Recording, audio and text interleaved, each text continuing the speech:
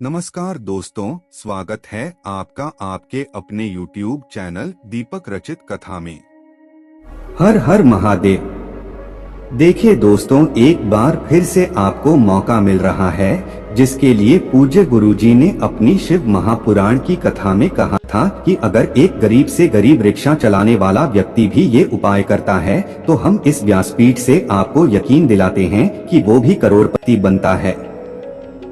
पूज्य गुरु जी ने स्वयं अपनी शिव महापुराण की कथा में बताया है, ये उपाय बहुत ही खास इसलिए होता है क्योंकि आपको सिर्फ 3 साल में एक बार मौका मिलता है। 3 साल में आने वाले अधिक मास की पंचमी में आपको ये उपाय करना होता है। पूज्य गुरु जी ने कहा कि अगर इस बार आप चूके तो आपको 3 साल फिर यह मौका नहीं मिलना है। तो चलिए जानते हैं इस उपाय के बारे में और साथ ही साथ जानेंगे क्या है चावल के दाने वाला वह विशेष उपाय जो हमारे जीवन में चल रही धन धान्य की समस्या को, हमारे जीवन में चल रहे किसी भी प्रकार की समस्या को समाप्त करने के लिए बहुत ही अचूक होने वाला है। तो चलिए जानते हैं क्या है वो उपाय। लेकिन उससे पहले अगर आप भोलेनाथ जी को सच्चे दिल से मानते हो तो इस वीडियो को लाइक करें और चैनल को सब्सक्राइब करके कमेंट में हर हर महादेव जरूर लिखें। देखिए, अधिक मास की पंचमी तिथि का यह विशेष उपाय पूज्य गुरुजी ने कहा कि हर घर में करना चाहिए। इस बार पंचमी तिथि 5 अगस्त यानी शनिवार के दिन पड़ रही है और ये उपाय आप सुबह 9:40 के बाद पूरे दिन में किसी भी समय कर सकते हैं। बस आपको ध्यान रखना है कि आप माता तुलसी रानी के सामने ये उपाय करेंगे।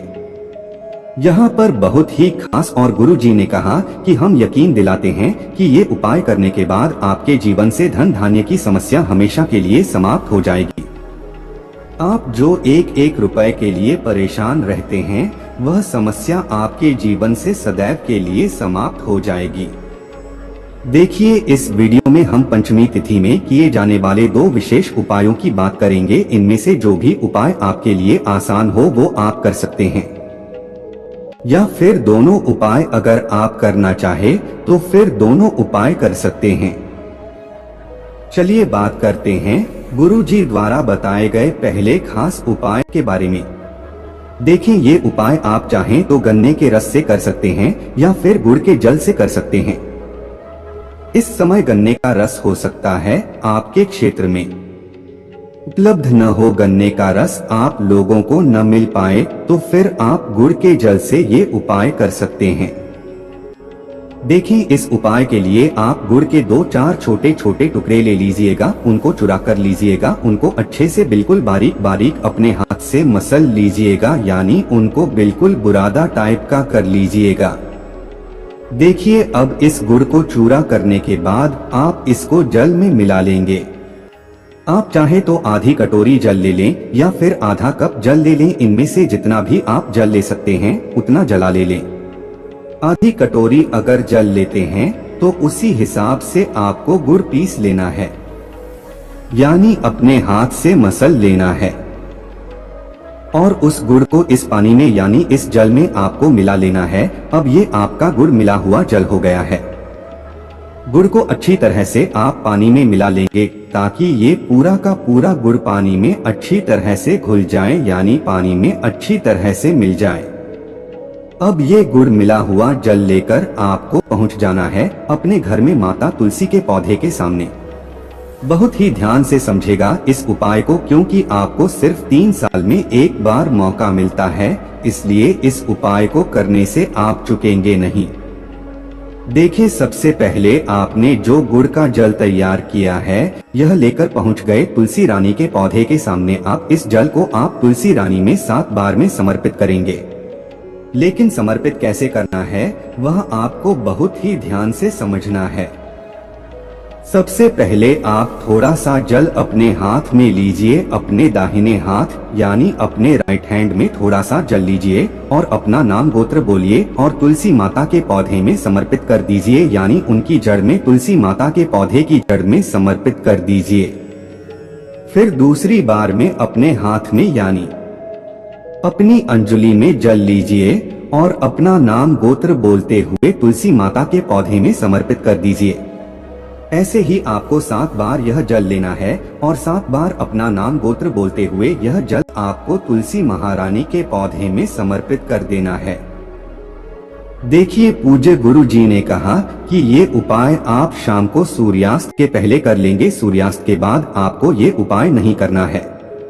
गुरु जी कहते हैं कि अधिक मास की पंचमी तिथि में अगर हम यह विशेष उपाय करते हैं तो यकीन मानिए हमारे जीवन से धन धान्य की समस्या हमेशा के लिए समाप्त हो जाती है।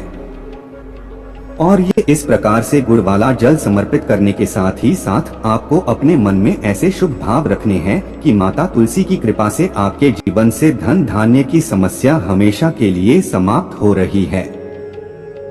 आपके जीवन में माता लक्ष्मी की कृपा प्राप्त हो रही है। आपके जीवन से दुर्भाग्य का अंत हो रहा है, दरिद्रता का अंत हो रहा है। ऐसे शुभ भाव आपको अपने मन ही मन करते कहना है। नीचे पूज्य गुरु जी ने कहा कि इस अधिक मास की पंचमी तिथि में ये उपाय करने से आप बिल्कुल भी नहीं चूकेंगे। अब इसके बाद बात करते हैं गुरु जी द्वारा बताए गए दूसरे खास उपाय के बारे में। ये उपाय आप सुबह से लेकर शाम तक किसी भी समय कर सकते हैं। जब भी आपके पास टाइम तब आप शिवालय जाकर सुंदर से उपाय को कर सकते हैं। इस उपाय के लिए आपको सिर्फ 1 लोटा जल ले लेना है। लोटा तांबे के पात्र में ले लीजिएगा और जल आप अपने किचन से ले लीजिएगा। फिर इसी के साथ आपको लेना है 1 बेलपत्र। बेलपत्र लेते समय आप ध्यान रखेंगे कि यह कहीं से भी कटी फटी नहीं होनी चाहिए और बेलपत्र की डंडी के आखिर में जो दूध होती है यानी जो डंठल होता है, जिसे कहीं कहीं पर गांठ भी कहते हैं, तो इस गांठ को आप तोड़कर अलग कर लेंगे। अगर आपके पास बेलपत्र नहीं है तो शिवालय जाकर शिवलिंग के ऊपर चढ़ी हुई बेलपत्र को उठाकर जल से शुद्ध करके उसका भी इस्तेमाल कर सकते हैं। फिर इसी के साथ आपको ले लेने हैं 11 चावल के दाने। 11 चावल के दाने जो भी आप लेंगे उनमें से कोई भी चावल का दाना खंडित नहीं, टूटा हुआ नहीं होना चाहिए, क्योंकि शिवलिंग में हम लोग कोई भी सामग्री खंडित समर्पित नहीं करते हैं। ये उपाय आप पूरे दिन में किसी भी समय कर सकते हैं और ये उपाय आप सोमवार के दिन भी कर सकते हैं, शुक्रवार के दिन भी कर सकते हैं और पंचमी तिथि में भी कर सकते हैं। ये उपाय भी आपके जीवन में धन धान्य की समस्या को हमेशा के लिए समाप्त कर देगा। और आपके जीवन में अगर मान लीजिए व्यापार में कोई समस्या चल रही है या फिर आपकी नौकरी में कोई बाधा चल रही है, नौकरी में आपको सही से धन प्राप्ति नहीं हो पा रही है, तो धन प्राप्ति से संबंधित सारे कार्य ही उपाय आपके पूरा कर देगा। लेकिन अब आप शिवालय पहुंच गए। शिवालय पहुंचने के बाद सबसे पहले आप एक काम करिएगा कि दक्षिण दिशा में बैठ जाइए और उत्तर दिशा की तरफ अपना फेस कर लीजिएगा। लेकिन अगर शिवालय में भीड़ है तो फिर पूज्य जी कहते हैं ऐसी स्थिति में आप किसी भी दिशा में बैठकर शिवलिंग की पूजा प्रार्थना कर सकते हैं। देखिए, अब सबसे पहले आप 11 चावल के दाने लेकर आए हैं। उनमें से 1 के चावल के दाने को इस 1 लोटा जल में डालते जाना है